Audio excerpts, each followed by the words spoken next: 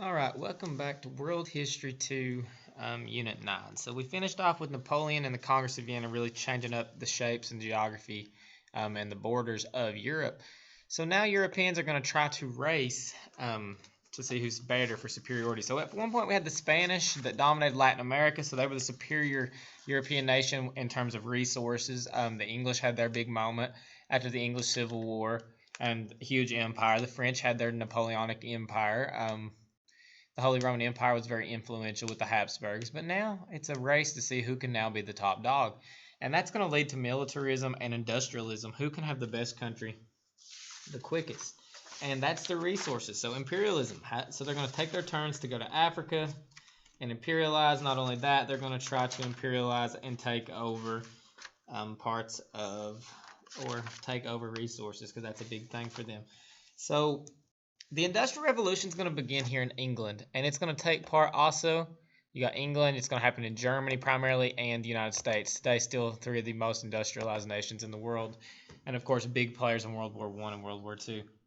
It happens in these countries due to their natural resources. You have to have an access or an accessibility to get a hold of these resources, okay? You can't just, it's not easy to have an industrial revolution unless you have resources like steel, iron, coal, all of those things that are very important in making a factory run. You're going to need rubber to make conveyor belts eventually that Henry Ford will invent. So it's very important that you should have those things. And the big thing that happens in England is the invention of the steam engine. The steam engine is going to be invented, and it's going to really change the world. So when the steam engine is invented, it's going to be by James Watt. And when James Watt invents the steam engine, it's going to completely change the world. And how you know this is James Watt. Watts is how we measure energy, and the steam engines ran through energy. Other notable inventions is like the spinning jenny, which automatically can get yarn ready to be spun, made by James Hargreaves. The cotton gin by Eli Whitney, which is actually going to increase, not decrease, the demand for slavery. It increases because now we can have cotton instead of having a lot of slaves picking seeds out of cotton. You can now have them just explicitly work in the field. So we thought it would decrease, but it actually increases the demand for slavery, and that's eventually going to lead to the American Civil War in this time period. And Henry Bessemer is going to perfect this process of making steel. Edward Jenner is going to do the smallpox vaccination. How you remember Jenner is, remember I told you he's part of the Kardashians, so he has injections, right?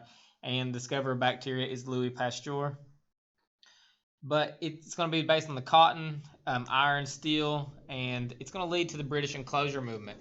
So how the division of labor used to work is if you wanted a blanket, for example, it might take you to find a very efficient person can maybe make a really nice blanket for you. It might take a couple weeks to a month. Let's just say simply for a month. And she might work on it when she has spare time when she's not cooking and cleaning. She might make you one good blanket. It might cost you a lot of money because it took a month of her time. So what happens with the Industrial Revolution? We had the British enclosure movement, which gets rid of these house or cottage industries, like with women making this stuff on their own on the side. So a big group of women will eventually initially come together and they will make these goods together. But as time moves on, it's going to eventually be a factory. So they're going to get rid of these one house process. So these women all can meet and do this full time and make 500 blankets, let's say, a month versus one blanket a month. So obviously it's going to be cheaper, but it's not going to be as personalized and special. You still have that option today. Do you want a specialized quality product or something made quick and cheap? You can get a blanket for $1. You can get a blanket for $100 if you want a fancy quilt. So raw materials and markets are what people strive for, and impacts of the Industrial Revolution. At the end, we're gonna have a population increase. More people are alive. You're gonna have less farmers. Farming equipment's more efficient. You're gonna have increased standards of living, so people are living longer. They're living healthier. They have more calories. They gain more weight. Improved transportation, but through the steam engine. So you have steam engine boats. You have trains. Early cars. Urbanization. People moving to the cities. Things like pollution. We're gonna have education and dissatisfaction of the working class, and of course the growth of the middle class. From this, though, we're going to get two different responses, and we're going to have labor unions rise because women and children are going to be working in factories for hardly nothing. Union or companies can go and pick up children from orphanages that have no parents because their parents might have died in accidents in factories. If we go to the United States, it's not safe at all to work, and there's no labor unions. There's no protections. Okay, you can end up dying, and they'll replace you. It used to be so bad in some parts of the United States that they would wait for someone to fall off a high beam, maybe on a skyscraper, and the guys would be standing in line waiting for you to fall and die to take your job, and then eventually they would also fall. So that's how bad it is. People need money, and the economy runs on money now. It's not as much of a barter system. So slavery will eventually be outlawed, and we have to move to women and children, and they're going to enter the workforce as cheap labor. They can work cheaper than men, and if they don't have a husband, it's hard for them to work. But we're going to have labor unions in child labor. We're going to have more education. Women's going to get suffrage rights because now they work, and they're going to want the rights to vote. But owners of mines and factories have super, super strong control over the people's lives. Like mining, let's look at a coal camp. We have these around here where we live, and coal camps look like this. All the houses are the same. They're built by the company. You can go to Clintwood and see them. There's a few on Slate Creek. There's the one at Roseanne. So you can go see them, but they're built by the coal camp, and as long as you work for them, you live in it, and part of your pay is goes towards your power, your water, and your rent for that property. But that means if your husband gets injured and you have 5 kids living there with you and he can't work anymore, you don't stay there. They're going to kick you out, and it's considerable life. You're pretty much a slave to the system. Not only that, they're going to give you money that's not even money. They don't have to pay you. They're going to give you script that you can only spend in their store. I have some Buchanan County script, but it's customized to them, and if you can't take it. So when these guys are injured and have to leave or get fired, they have no money to go with them. So like the song says, when 16 tons, you owe your soul to the company store, because that's all you have, and that's all the money you have with you, and that means they buy the goods. They get them very cheap. They sell you the goods, and that's about it. So organized strikes. Back then, strikes are more violent. They might go burn down a house or kill the family of the owners, and it's going to get workers moving forward. It's going to be very violent, but it is going to move to our modern world. So we're going to get better lives for women and children, less work hours. Instead of working 7 days a week, we're going to get the weekend. We're going to have 8-hour shifts instead of 16-hour shifts.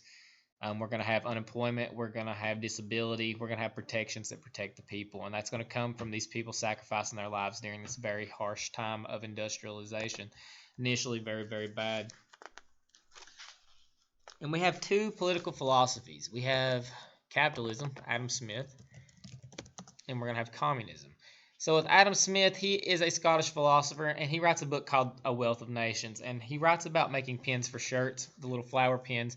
And he talks about an idea of a conveyor belt. So you need division of labor or specialization. You need someone that is an expert at or someone that's very strong to lift the boxes to bring them in. You need someone to take them out of the box that's very quick at that. You need someone that can put the pin on very quick. You need someone that's very stable to make them look consistent.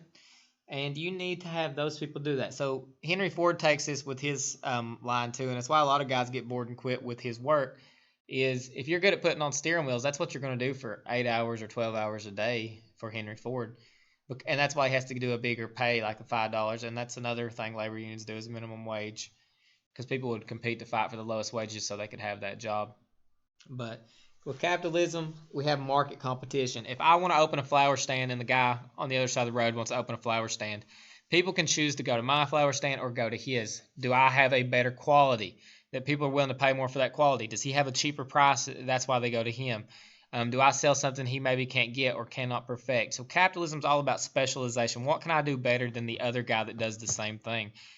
Sometimes we have anti-monopoly laws in the United States today, but at the time, some companies owned or bought out almost everything, like the Rockefellers owned about 93% of all oil in the United States. So that was also a big deal. But you have specialization. Anybody can open their own thing. And it has a growth of the middle class because you can work, and it's based on your ability or your specialization. And a lot of people are unhappy with capitalism at this time or this theory because it's unequal distribution of wealth. So if I don't have any skills, I'm not going to get paid as much, obviously, as a doctor or a lawyer.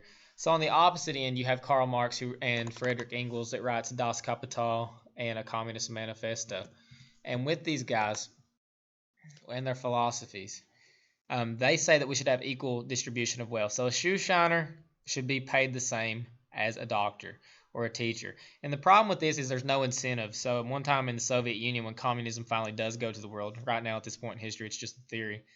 When it does happen, The Russians tell them, the factory owners, that you need 500 pounds of quota of nails a day. They don't care how good the nails are. So the workers get mad, and they're more of a specialized type worker that are making these. They're pouring ore out. They decide to start making one 500-pound nail a day as a protest, and the government did not complain because the quota didn't explicitly say. So there's no incentive to communism, and it's redistribution of wealth. So factory owners cannot own more than the people. Everybody gets paid the same. The government owns all and decides what is produced. If you're not smart, they might, or not seen as smart by the government, one test, maybe in fifth or sixth grade, decides if you go to the coal mines or you move on to the next stage. You might then eventually get to the teaching stage, and you might pass it. You might move on to the doctor stage. But there's several little tests that decide: are you going to go work hard labor, or are you going to keep working yourself up little by little? So they start those tests about middle school, and if you fail one, they decide it's enough school for you and it's time to go to work. It's not a good system. It does not work. There's no incentive, and we'll talk about that in the Cold War later on. But this is going to lead to three different types of imperialism, which are colonies. So colonies are when you directly settle in the New World. So the English or the French, they might go from, let's say, France, then they land in Canada. They put up a settlement up here, and they stay. Protectorates, so like the United States says that they're going to protect South Korea over here like they do today. If anybody tries to influence, we're going to jump in and protect them no matter what. We have diplomacy. And spheres of influence, like China with the Boxer Rebellion, I get this section, you get this section, and we force them to trade with us. So there's three different levels to it. So Europeans are going to dominate imperialism. Japan's going to start very soon once we open them up in the next unit. Or actually right now, European conflicts carried to the colonies. Christianity and religion is going to spread. We have the building of the Suez Canal by the British here. Even though they don't live here, they open this up and they control it for Egypt until they nationalize it in the 70s. And America is going to open Japan. They had been isolated since we talked about class. We open them to trade, have a good trade relationship with them. We don't dominate them. We don't take them over as a colony. But we have them trade with us, and we show them industrialization. When we go in and meet with them, well, Commodore Perry, when we open them up to trade, they paint our boats. They've never seen steamships. They see them spitting out smoke. They think they paint them almost humanist or personification. They have them as living beings. They're shooting lasers to them, which is a cannonball. We blow up some fishing boats when we force Japan to trade with us. They've been isolated for hundreds of years. They don't want Christians in the country. They don't want to trade. They have everything they want, or so they say. And when we bring in industrialization and we blow up a few fishing boats in front of them, we're like, yeah, you're going to trade with us. All of a sudden, they're interested. And we're not trading. There's nothing we really need in Japan. But we want to have a good trade where we have more exports to imports, mercantilism, going back to that. Japan's a key place because we have industrialized goods. We can sell them things like steam engines and cannons and things like that we have a lot of, and even natural resources like oil. It's going to be our problem in World War II.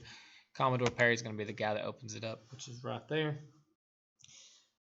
And nationalism is going to grow in India, meaning they want independence. They won't have a national identity, but they're still going to be a British colony. The Boxer Rebellion of China is going to be a group known as the Boxers. They are a group that in China does not want foreign influence. Foreigners like the British, you can see here in this picture, there's so many different groups that come in and try to dominate. You have Indians, you have British, you have French, you have Russians, you have Japanese, you have Americans, you have Dutch. You have so many groups that all come in as armies and help take over during the Boxer Rebellion. Here's a better picture that explains it. You have Germans, you have Belgium. All these countries come in, and of course China can't fight this. The Chinese Empire is going to die in 1903, and spheres of influence is going to happen. And these countries are going to be given trade privileges there. This is a really good one from a textbook from when I was in school, showing the spheres of influence, and it's got all the different countries. There's all kinds that come in and take over parts.